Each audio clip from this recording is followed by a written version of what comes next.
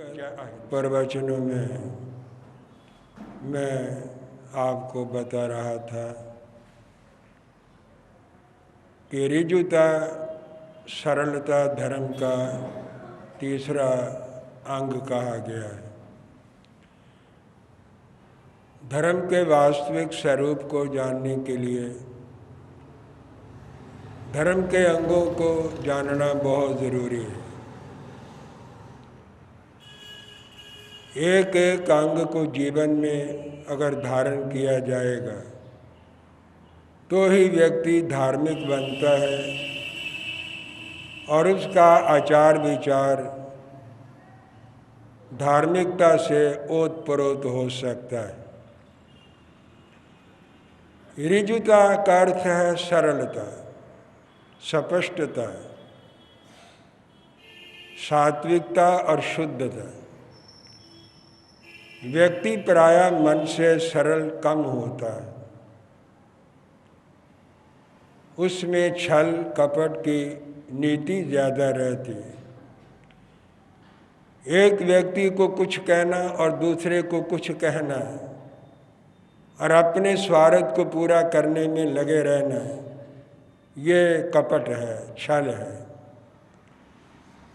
अगर हम गहराई से देखें तो छल और कपट की पिटारी में 5 ही जो बड़े बड़े दोष हैं, मूल दोष हैं, वो कपट की पिटारी में पलते रहते। यहाँ कपट है, वहाँ सरलता और ऋजुता नहीं होती। जो व्यक्ति कपटी है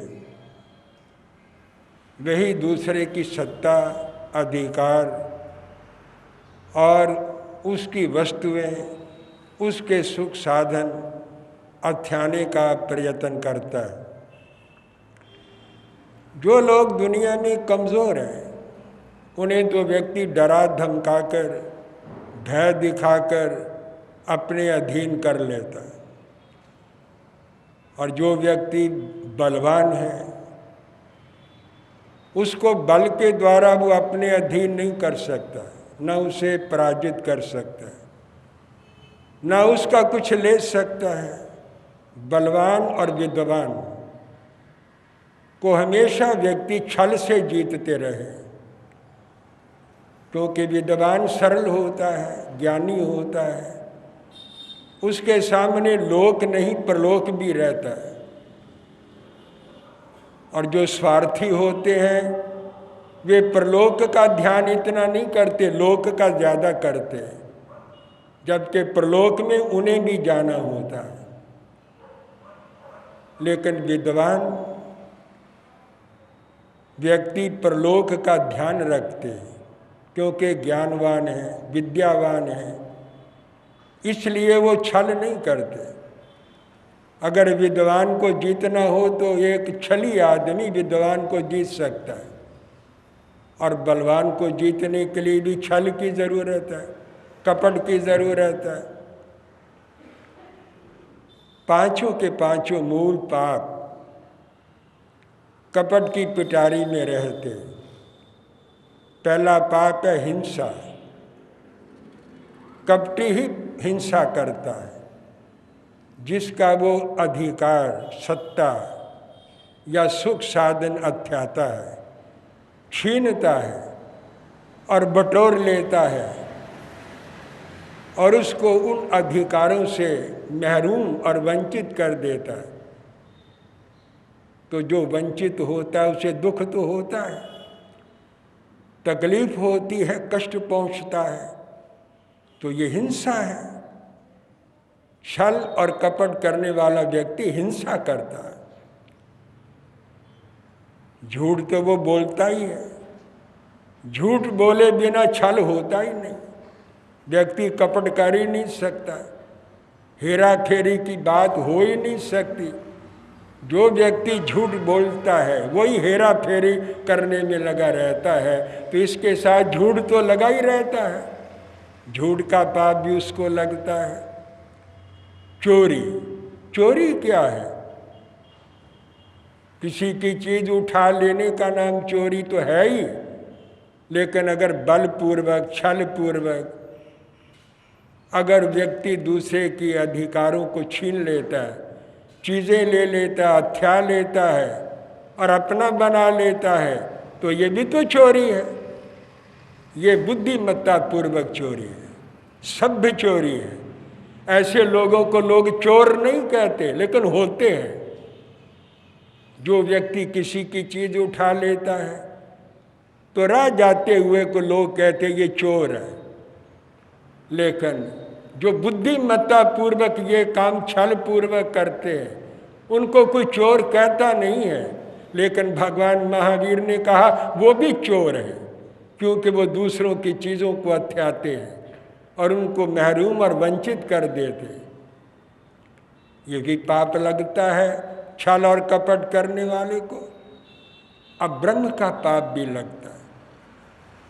भोले भाले लोगों को अपना बनाना, बातें बना बना कर उनके मन को रिझा लेना, उनके साथ अवैध संबंध जोड़ना, अनुचित संबंध जोड़ना, ये चोरी है।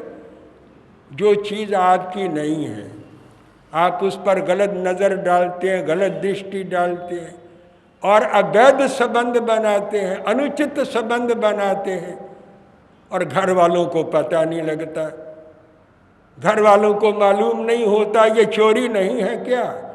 और ये लोग कौन काम करते हैं अपने माँ बाप की आंखों में धूल डालकर, घर वालों की आंखों में धूल डालकर, जो इधर उधर घूमते फिरते आवारा गर्दी करते रहते हैं और एक दूसरे के साथ ऑपोजिट सेक्स के लोग एक दूसरों के साथ अनुचित संबंध बनाते रहते हैं। ये क्या है? यह अनैतिकता है और ये आचारहीनता है। और ऐसे आचारहीन लोग वही ये काम करते हैं जो छल कपट करने में निष्णात होते हैं, चतुर होते हैं। परिग्रह का दोष भी लगता है, चीज़ों को अनुचित ढंग से हथियाना। ये परिग्रही व्यक्ति कर सकता है जिसको दुनिया की चीज़ों का लोभ है, लालच है, आसक्ति है। वही तो ये छल कपट करेंगे। जिनको आसक्ति नहीं है, जो चीज़ जायज़ ढंग से, उचित ढंग से, न्यायपूर्वक चीज़ अपने पास है, वो भी देने के लिए तैयार है, दान करने के लिए तैयार है, दूसरे का सहयोग करने के लिए तैयार है, उनके प्रति भी उन्हें ममत्व नहीं है, तो ऐसे व्यक्ति क्या हेरा फेरी थोड़ा करेंगे? हेरा फेरी से चीज़ें वही इकट्ठी करते हैं जो परिग्रही है। तो मैंने आपको समझाया कि छल कपट की पिटारी के अंदर ये पांचों पाप पलते रहते हैं और किसी न किसी रूप में ये पाप वो व्यक्ति करता ही करता है। और इतिहास के पन्ने खोल करके देखा जाए तो सारा इतिहास प्रायः छल कपट से ज़्यादा भरा हुआ हमको मालूम होता है। कोई ये नहीं कि आज के लोग ही छल कपट करने लगे। भगवान महावीर ने हजारों बरस पहले ये बातें कही है। तो इसका मतलब ऐसे लोग पहले भी थे, बीच के तीर्थंकरों के काल में भी थे, कम थे और आज ज़्यादा हो गए। बस यही एक फर्क पड़ा है। पहले सरल लोग ज़्यादा होते थे और बीच के तीर्थंकरों के काल में भी सरलता लोगों में अधिक रहती थी, उसके साथ बुद्धिमत्ता भी रहती थी। और आज तो वक्र जड़ता अर्थात वक्रता और जड़ता का समन्वय है। व्यक्ति वक्र, कुटिल, कपटी ज़्यादा हो गया है और फिर जड़ता भी है। बात समझने की कोशिश नहीं करते, तर्क वितर्क ज़्यादा करते हैं। आज के व्यक्ति को समझाना बड़ा कठिन है, वो मानने के लिए तैयार नहीं है, अहंकार पीछे खड़ा रहता है। इसलिए भगवान महावीर ने कहा पहले युग के जो तीर्थंकर हैं, भगवान ऋषभदेव, उनके युग के लोग ऋजु जड़ थे, ऋजु थे, सरल थे, बहुत सरल, कपट जानते ही नहीं थे और जड़ भी थे, बुद्धिमत्ता भी कम थी। लेकिन आज्ञाकारिता ज़्यादा थी। जो आज गुरु ने कह दिया वो सिर माथे पर। तर्क वितर्क करने की उनकी हिम्मत ही नहीं होती थी, जानते ही नहीं थे तर्क वितर्क क्या है, लेकिन सरलता के कारण सद्गति को प्राप्त कर लेते थे, केवल सरलता के बल पर। बीच के जो 22 तीर्थंकर आए, उनके काल के जो लोग थे शरावत या साधु। साधु कहाँ से आते? साधु कोई आकाश से उतरते? आप लोगों के बीच में से ही कोई व्यक्ति विरक्त हो जाता है, बैरागी बन जाता है, साधु बन जाता है। अगर कच्चा माल ठीक नहीं होगा तो पक्का माल कैसे ठीक होगा? अगर मटेरियल जो कच्चा है वही अगर ठीक नहीं है तो पक्का माल कैसे ठीक होगा? साधु आप लोगों के बीच में ही से बनते हैं। महात्मा सन्यासी आप लोगों के बीच में निकलकर विरक्त होकर के वो साधु जीवन धारण करते हैं। जब शरावती ठीक नहीं है तो इन लोगों के बीच में से निकल करके जो संत जीवन में आएंगे वो कहाँ महान बन जाएंगे? वही मनोवृत्ति उनकी बनी रहती है। अधिकांश 22 तीर्थंकरों के जो साधक हैं, शरावक हैं, शराबिका हैं, साधु साध्वी हैं, वो ऋजु प्राज्ञ थे, सरल थे, कपट नहीं था उनमें विशेष। जो बात उन्हें समझा दी वो समझ लेते थे, कोई तर्क वितर्क नहीं है। और वो ये समझते थे कि हमारे हित में है, हमारे कल्याण के लिए है, हमने अपनी आत्मा का कल्याण करना, छल कपट की क्या जरूरत है? और प्राज्ञ बुद्धिमान है, ज्यादा ऊहापोह करने की वहाँ जरूरत नहीं थी। डिटेल से विवेचना करके एक एक बात उनको समझाने की आवश्यकता नहीं पड़ती थी। और चरम तीर्थंकर के जो साधक हैं, साधु साध्वी शरावक शराबिका, ये कपट से ज़्यादा भरे रहते, कपट अधिक है। ये कोई अनुचित बात मैं नहीं कह रहा, शास्त्र सम्मत बात कह रहा हूँ। ऐसा शास्त्र ने कहा है कि इस पंचम काल के जो लोग हैं इनके अंदर कपट ज़्यादा रहता है और इनके अंदर जड़ता भी ज़्यादा है, बात को मानने के लिए तैयार नहीं, गलती करते हैं, भूल करते हैं, दोष का सेवन करते हैं, फिर मानने के लिए तैयार नहीं और दूसरे के ऊपर आरोप लगा देते हैं। ये बहुत बड़ा पाप है। देखा जाता है इतिहास इन बातों से भरा पड़ा है। जितने आज तक बड़े बड़े पाप हुए हैं वो सब छल कपट से हुए। सीता का हरण हुआ, छल से हुआ, कपट से हुआ। पंचवटी के अंदर राम भी है, लक्ष्मण भी है और सीता भी है।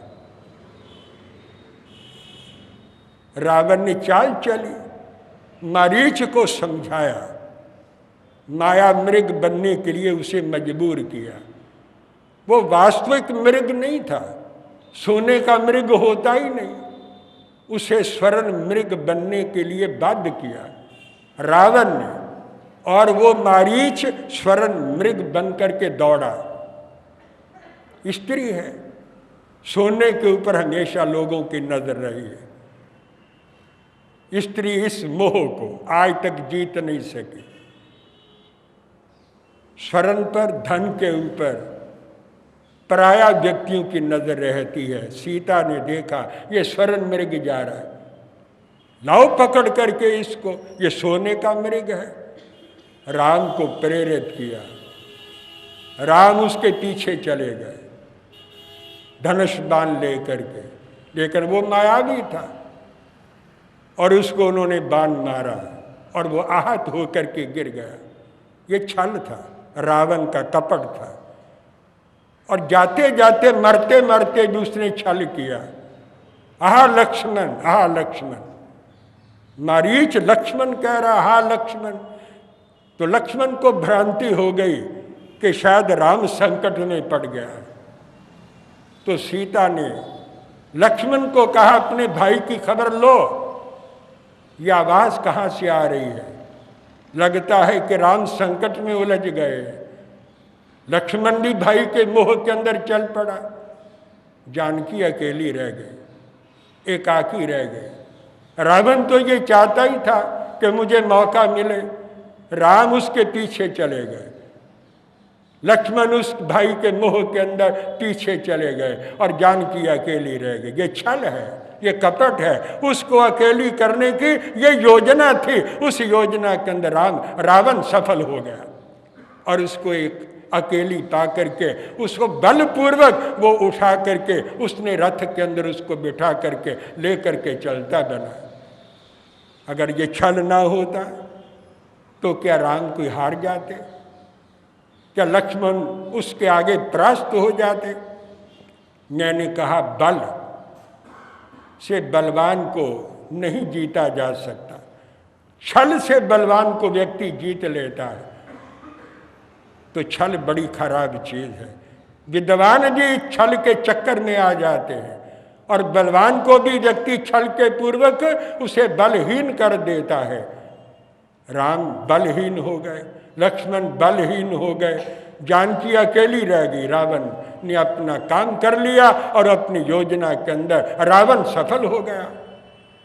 और भी हम कई बातें छल की इतिहास में पढ़ते हैं। कर्ण ने भी छल पूर्वक परशुराम से धनुर्विद्या सीखी और ब्रह्मास्त्र का प्रशिक्षण भी उसने छल पूर्वक लिया।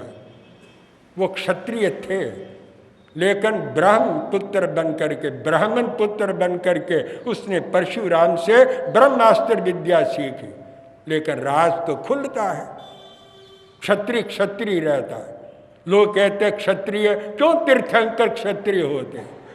क्षत्रिय ही विजयी होता है, क्षत्रिय बलवान होता है, क्षत्रिय स्वयं भी मानी होता है, क्षत्रिय काउसर्ग कर सकता है। क्षत्रिय जो होता है वो उपसर्गों को और इन परिसों को सहन कर सकता है और उसके अंदर अपार क्षमता इन परिसों को और उपसर्ग करने की जातिगत उसके अंदर क्षमता होती है और कोई कारण नहीं है। जात पात का कोई प्रश्न नहीं है, साधना के मार्ग पर क्षत्रिय चल सकता है। एक बार वो लेटा हुआ तो उसके जांघ के ऊपर गुरु ने अपना सिर रखा आराम करने के लिए। एक जंगली कीड़े ने उस कर्ण की जांघ को काट लिया, खून की धारा बहने लगी, लेकिन वो हिला नहीं, दृढ़ रहा, मजबूत रहा। परशुराम ने देखा ये तो ब्राह्मण कहता अपने आप को, रक्त बह रहा है और ये उफ तक नहीं करता। तब उसने कहा बता, तू ब्राह्मण नहीं हो सकता, ये तो क्षत्रियों का काम है, तू बिल्कुल शांत पड़ा है। इतनी वेदना, इतनी पीड़ा तुम्हें हो रही है और तूने जांग को हिलाया तक नहीं। मुझे लगता है तू क्षत्रिय पुत्र है, तू ब्राह्मण नहीं है। तूने मेरे से छल से विद्या प्राप्त की है। टाइम आने पर जो ब्रह्मास्त्र का मैंने तुम्हें प्रशिक्षण दिया है, मैं तुम्हें शाप देता हूं कि तूने अपने गुरु के साथ तूने द्रोह किया है, तूने छल किया है। टाइम आएगा तो इस विद्या को भूल जाएगा, तो इसका प्रयोग नहीं कर सकेगा। जिसके साथ छल किया जाता है उसको पीड़ा होती है, दुख होता है, तकलीफ होती है। और भी कई प्रसंग हैं महाभारत के जो सुनाने का टाइम नहीं है। हम देखते इतिहास छल कपट के इन प्रसंगों से भरा पड़ा है और जितने बड़े बड़े पाप आज तक हुए हैं वो छल कपट से ही व्यक्ति ने किए हैं। अगर पहले होते रहे हैं तो आज भी व्यक्ति छल कपट करके पाप कमाता है और अधिक से अधिक पाप का अनुबंध छल कपट से होता है, क्योंकि छल कपट का संबंध भावना से से है, भाव से है। जब भाव खराब होता है तो अनुबंध दृढ़ होता है। निकाचित कर्मों का बंधन हमेशा व्यक्ति छल कपट पूर्वक करता है। इसलिए मैंने आपको समझाने का प्रयत्न किया कि धर्म का जो तीसरा अंग है वो ऋजुता है, सरलता है। और जहाँ ऋजुता सरलता रहती है वहाँ पर छल कपट नहीं रहता। ऐसा व्यक्ति धार्मिक कहा जा सकता है। शेष बातें धर्म के अंगों के बारे में फिर मैं अगले प्रवचन में आपके समक्ष प्रस्तुत करूंगा। विराम ले रहा हूँ। जय अहिंसा।